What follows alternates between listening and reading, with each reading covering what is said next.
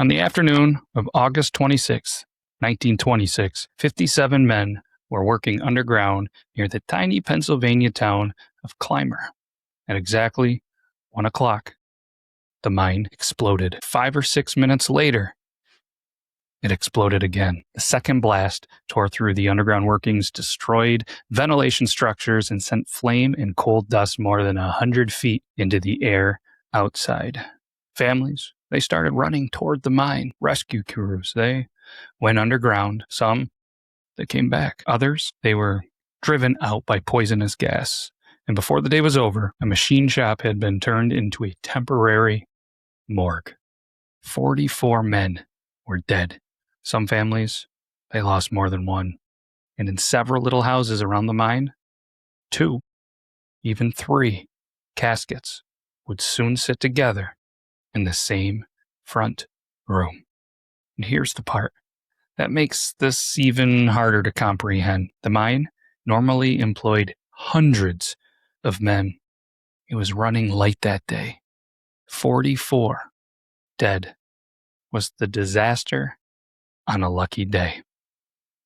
What do you think of that, Meg? Crazy, right? It's kind of ironic that they're underground in a place called Clymer. Right? I think that's how you say it. Clymer. Sure. Clymer? I don't know. Probably should have looked it up before. But either way, the voice you're hearing, it's me, it's Matt, it's Beard Laws. This is the Yore podcast, and Meg is back. The Dun Queen. It's been a long time since you weren't able to make a Yorktown. 2 minutes. Hey, listen, I offered to make the drive. Yes, but it didn't make sense, Yorktownians, for her to drive an hour to just record. So, whatever. They made it. Some people listened. Some people watched. It was decent. It was about a lake, Meg, that killed 1,748 people and over 3,000 livestock. Wow. It was crazy. Thankfully, you were near a river, not a lake. But it's crazy. You'll have to go back and give it a little listen and listen to me for 30-something minutes. During a microburst, though. Yeah. But you made it. And this one's wild. And I kind of want to do this because, at the time that this episode comes out, it's almost August 26th. Not 1926, but 100 years. It's almost the 100-year anniversary of this. So I said, why not? And crazy. It's somebody's birthday that we know. So yeah, that's why I did it. Are you ready to jump in this? I'm ready. Let's do it. So 100 years later, most Americans have never heard what happened here. Have you heard of this? Nope. I'm going to look up real quick how to say. I'm pretty sure it's Clymer, right? Clymer. How to say Clymer, Pennsylvania. I can't type. Pennsylvania. All right, let's see here. You think I said it right? Clymer. Yeah, Clymer. Clymer, maybe? Isn't there like a YouTube channel that just says how to say? Yeah, right here. Clymer. Clymer. Nailed it. I'm so good at this. Oh, yeah. You didn't have any faith in me, did you? I did, actually. That one felt right. I didn't know Clymer. Anyways, because it was a C. And then, yeah, anyways. 100 years ago, people, you never heard of this, right? Mm-mm. But I've not. Clymer, Pennsylvania, they never forgot. August 26, 1926. Because this is the story of the afternoon that one small town sent its men underground. 44 of them, unfortunately. They never made it home. And you're probably thinking, like, where is Clymer? Well, it sits in Indiana County in western Pennsylvania.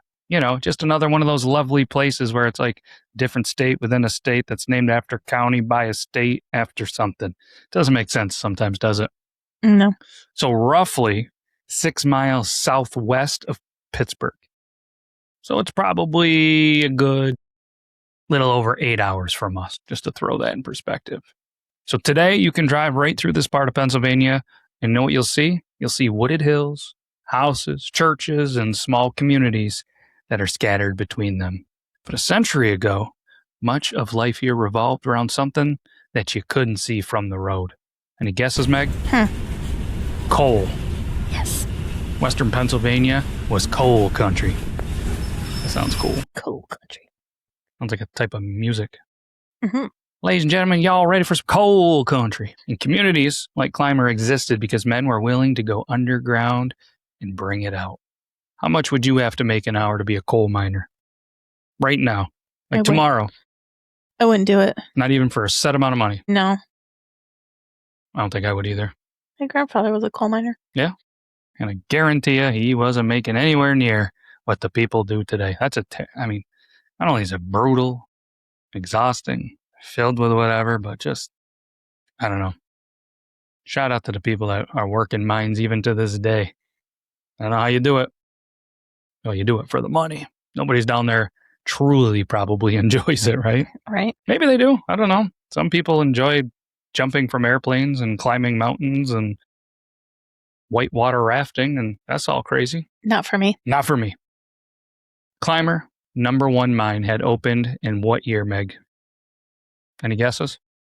Remember, this is 1926. It was open before then. 1903. Ooh, close. 1905. Ooh. Under the Clearfield something Coal Corporation. Clearfield Bituminous Coal Corporation. That's what I'm going with. Okay. Mine was located at Sample Run, which was about 1.5 miles southwest of Clymer, which would be about 7.5 miles south of Pittsburgh.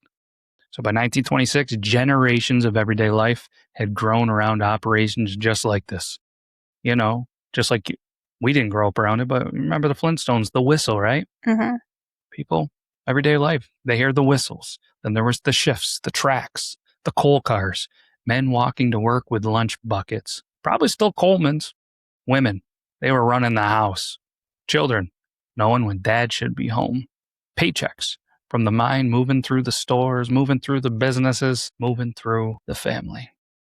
Coal, it wasn't something that happened outside the community because coal was the community. And that meant nearly everybody understood something else too. The mine, it could kill you. And Clymer #1 was described in contemporary reporting as a gaseous mine. That's kind of what Meg calls me after I eat bean dip or some tacos. I'm a gaseous mind. No? Yeah. Okay, fair enough. Methane was one of the invisible dangers that miners live with underground. I don't know why we're on this like dangerous kick with gas and, last week with the lake, and I don't know. Maybe we'll move from it. I feel like we just did too many ones where it was like murder and, stuff like that. I wanted to have invisible murderers, natural murder, smaller towns, bigger stories that people haven't heard about. A lot of people in the true crime, they hear about the murders. Who's hearing about mines murdering people? I don't think they're called murders. What's it called? They're called disasters. Somebody's paying for it. Hmm? Okay. Yeah, touche. So coal dust, it created another. Because, there was fires, falls, explosions, and poisonous gases after said explosions. You could do everything that you normally did yesterday and not come home today. Imagine. That's terrifying to think. Mm-hmm. You could just do what you do every day, but one day would be the last day that you did everything you did every day. And the men, they just kept going underground because danger doesn't make a paycheck unnecessary. And I feel like you almost get immune to the danger at some point, right? Mm-hmm. It's like when I was working at a hospital, I was like, I'm never going to work in a hospital. There's sickness, there's this. And at some point, you just kind of get used to being around sickness. It's weird. Well, Meg, this is where I think it's easy for us, sitting in the Beard Law studio 100 years later to say, why in the hell would anybody work somewhere that dangerous, right? Mm-hmm. But if this is the job in your own town and your family needs to eat, what other options do you really have, right? Mm-hmm. It's not today where you can grab your phone or get on the internet and find a job tomorrow. Wasn't a lot of options. Mm-hmm. So Thursday, August 26, 1926, 57 men went into Clymer #1. Nothing about the morning told them or their families that the shift would be a little bit different until 1 o'clock in the afternoon. A mechanical recorder in the mine's fan house would later establish the time, precisely 1 p.m., because the first explosion tore through an area called First North off the main tunnel.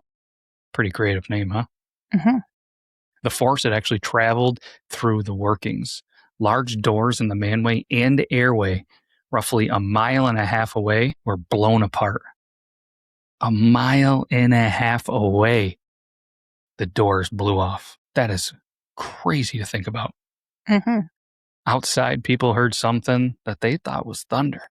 And there was a woman named Mrs. Mart Whistle who lived near the main portal. She heard the rumble. She went over to the window and she saw smoke and fire actually pouring out of the mine. So she raised the alarm. I mean, could you imagine being one of the families living so close to this? You know where your husband is. You know where your son is. You know where your father is. And suddenly, the mine has just made a sound that it could never make.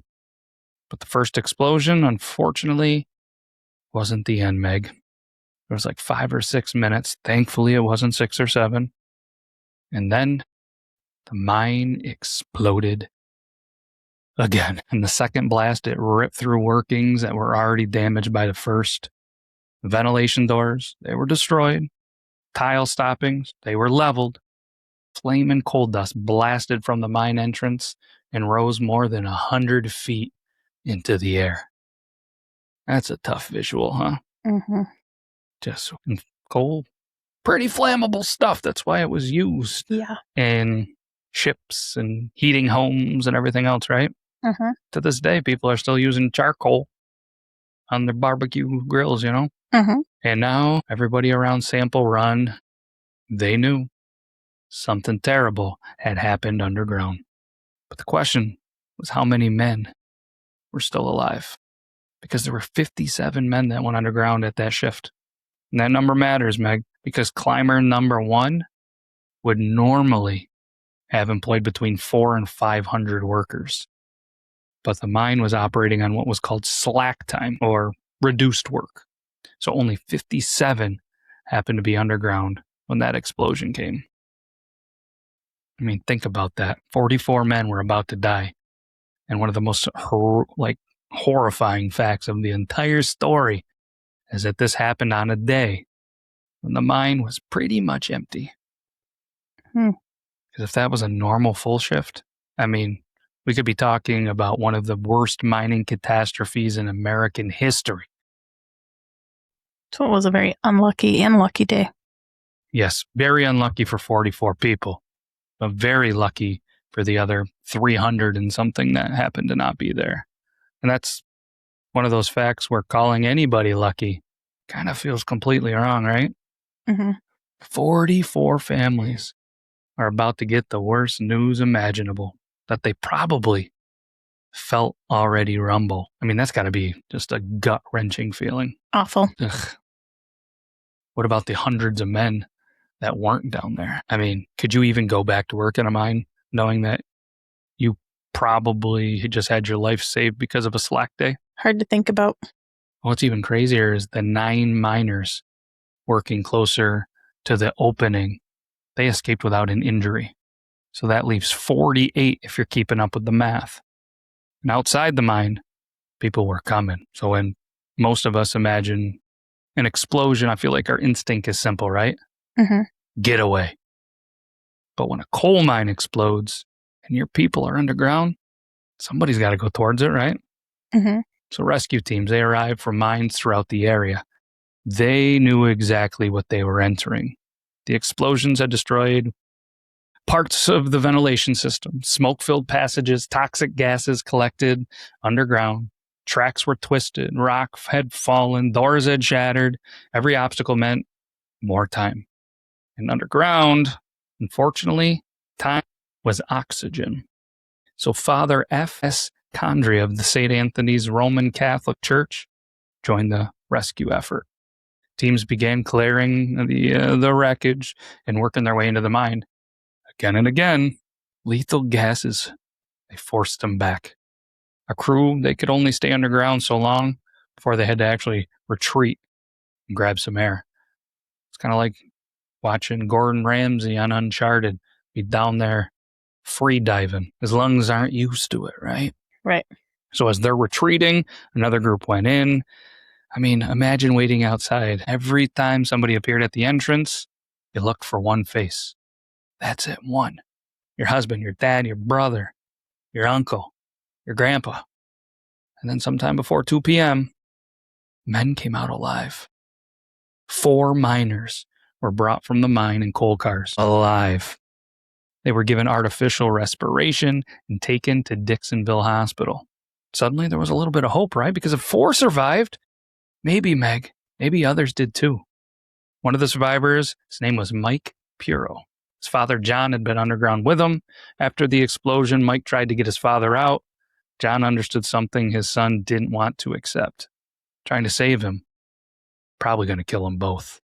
And years later, Mike's brother, Edward, described the decision that followed. Their father, Mike, the father told Mike to leave him, to go.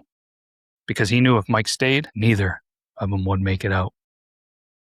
So Mike left his father underground and lived. And his father, John, died. His wife, John, guess how many kids he was left with, or he left? Like the wife. 6. 13 kids. What? No wonder why he's under the mine on a slack day. He needed to make money and feed 14 other people. But sadly, one of the 13 kids wasn't born yet. Meg, how do you ever make peace with that decision? That's so sad. That's a sad, what are you, Italian? That's a sad. It's so sad. It's gut-wrenching. Because rationally, the father was right. Mike survived because he left. Emotionally, you're walking out of a mine knowing that your dad is still inside, that he's probably not going to make it out.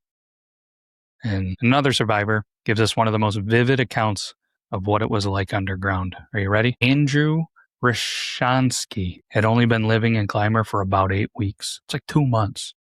He had immigrated from Hungary and worked mines in several Pennsylvania communities before he arrived here. When the first explosion came, he ran into a manway. Another miner known as Blazy Buka joined him. Then they heard the second explosion. Smoke, gas, darkness. He had cold tea left in his dinner bucket. He soaked his, handkerchief or whatever it would be in it, in that cold tea, and then just put it over his mouth. Blazy wanted to move. Ryshansky wanted to stay put. Eventually, Blazy went into the smoke. Unfortunately, Meg, he didn't get so far. He collapsed. So Ryshansky went after him, dragged him back. Then they found another man wandering through the smoke. He stopped breathing. They put their wet kerchiefs over their mouths, and then he began breathing again. And now the 3 men decided that they had to move. So they got down low, hands and knees, like you're taught, when there's a fire. That way you could crawl beneath the smoke and the gas. And according to the account that Ryshansky later gave his family, they had to crawl over dead bodies. But they also had to crawl over men who were still alive. Some were screaming, and these 3 men, they just kept crawling for 1.5 miles toward daylight. And wow. when they finally emerged, people wanted him sent to the hospital. He refused. He had a large family, and he knew his wife would be terrified. So after surviving 2 mine explosions, after crawling 1.5 miles through smoke, gas, past dead and dying coworkers, know what he did? Andrew walked home. His daughter remembered her mother running up the road and seeing him coming down from Sample Run Hill. They met there. They hugged. 3 months later, they got the hell out of that city. Huh. Crazy, right? That is wild. I couldn't imagine. And for every story, like Andrew's, there were many more without that ending. As rescue workers moved farther underground, hope began turning into recovery. Bodies came out. Then more.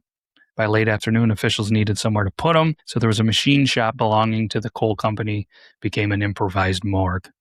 Rows of bodies, they were laid inside. Many had been in pretty rough shape, and identification was pretty tough. Outside, families waited. By nightfall, all 44 victims had been claimed. 44. A number's easy. A town isn't. 44 empty places at tables. 44 paychecks gone. 44 beds. 44 pairs of work boots that never needed to be put on again. 44 families hearing some version of, he's not coming home. And then the bodies went back into Clymer. This may be the image that tells the entire story better than any photo of the mine. In some homes around Sample Run, there was multiple caskets, some 2, some had 3. Families placed coffins on makeshift supports in the front rooms of their own houses. I mean, just imagine walking down one street. Everybody knows what happens. Black clothes, people coming and going, food arriving, children trying to understand why their father's never coming back. Then you enter one house and there are 2 coffins. Go to another house. There's 3. This is why this isn't simply the story of a mine explosion. This is the story of what a mine explosion does to a place. A small place.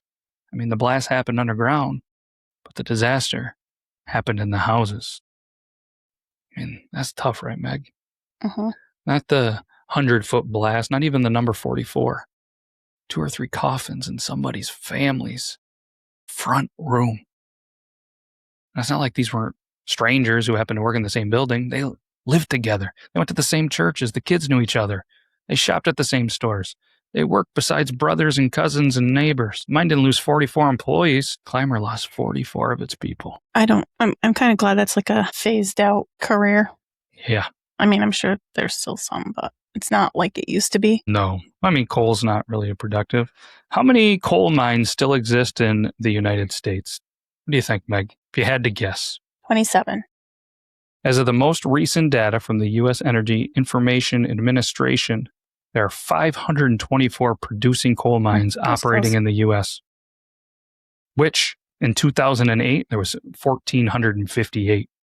So it's trending down pretty hard. Most of them Wyoming, West Virginia, Pennsylvania, Illinois, and Kentucky. It's crazy, right? Mm-hmm.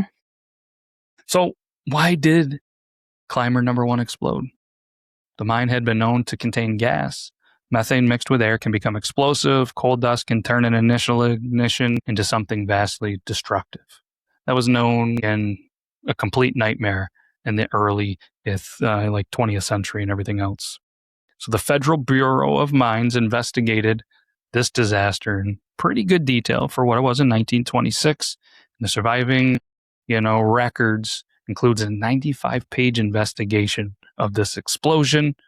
And this is an important place for us not to turn in, historical uncertainty into YouTube certainty.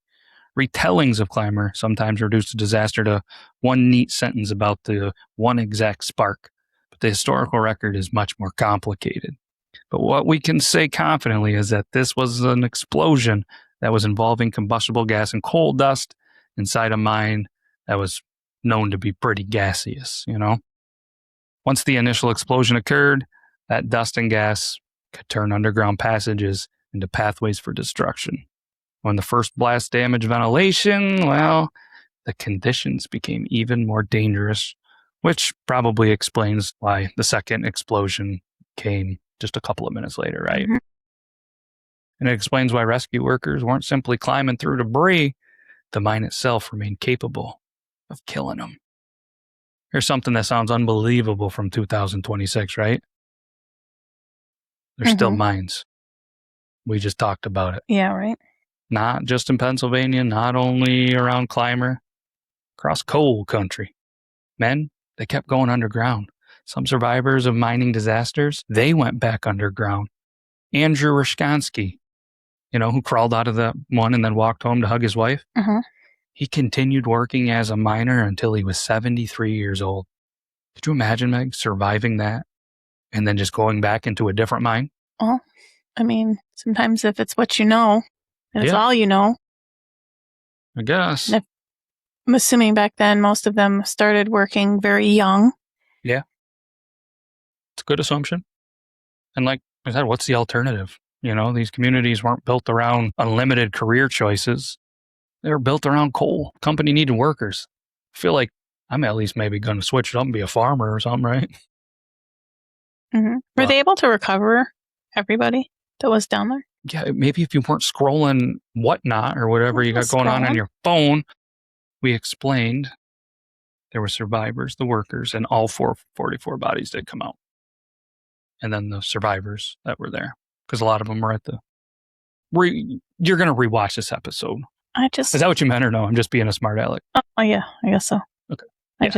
They recovered every body, according to the records. No way to get down far enough or whatever. It took them all night, but because by the time the explosion and the dust settled and the gases kind of ventilated out, they got things going. They were able to go in shifts and recover everybody. Cool. Mm-hmm. But, I mean, danger became part of life, especially for guys like that, you know?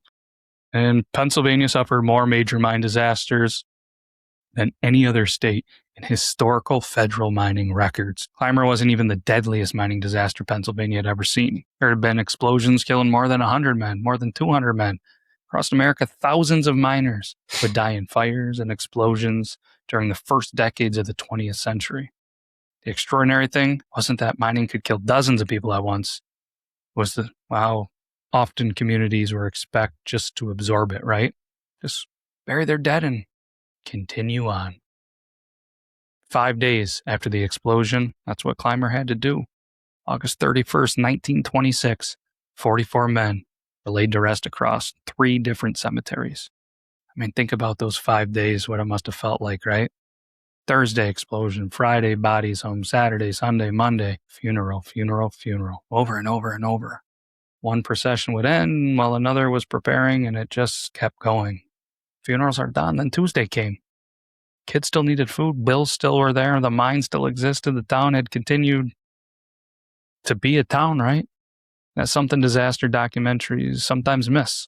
We concentrate on the giant moment, you know, the explosion, the tornado, the flood, the fire. But people, they don't get to roll credits afterward. They wake up the next morning, then the morning after that, and somehow life has to continue in the place where everything changed. Here's the strange thing, Meg. For something that shattered Clymer, the story eventually just began fading. I mean, decades passed. People moved, survivors died, children grew old, cold declined, the physical landscape changed. By the late 20th century, the Clymer #1 disaster was barely remembered outside the families connected to it. There was a local man named Louis Tate. He became concerned that the story was disappearing. He hadn't even been born when the explosion happened. But he understood what happens when the last people who remember something die. History becomes a sentence, then a date, then nothing. Just know what he pushed for, Meg? A memorial. And on August 25th, 1991, almost exactly 65 years after the explosion, Clymer gathered again, but not around a mine entrance, around a monument. The names of the 44 people that lost their lives were cast in bronze. A permanent reminder was placed on the lawn of the Clymer Borough Building. I like that. That's tough to say. Clymer Borough Building. The CBB. Yeah, it's a good gesture, right? And the town finally, thanks to a man pushing it, gave the men something the disaster itself never could. A place above ground where they could all be together. And now, Meg, full circle. We're back at it, August 2026, 100 years later. The men who survived Clymer #1, they're gone. The wives who waited outside, they're gone. The children who watched their mothers run toward the road, they're gone. Even most of the people who heard these stories firsthand are probably gone. But you know what's not gone? Clymer and the monument. 44 names, men between 17 and 52. Some were born in America. Others were part of immigration families who had come here looking for work and a future. Different lives, different families, same workplace, same afternoon, same date. What's the date? August 26th. 1926. And maybe that date matters more than this year than it has in a long time, right? Because 100 years is where history starts feeling impossibly far away.